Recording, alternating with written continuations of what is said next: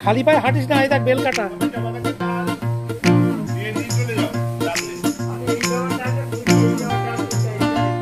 আচ্ছা আচ্ছা, শোনো না, যে ডবল জাল হোক সব লাগিয়ে দাও, ধরা পড়ে যাবে। লাগিয়ে দাও, জবা তো।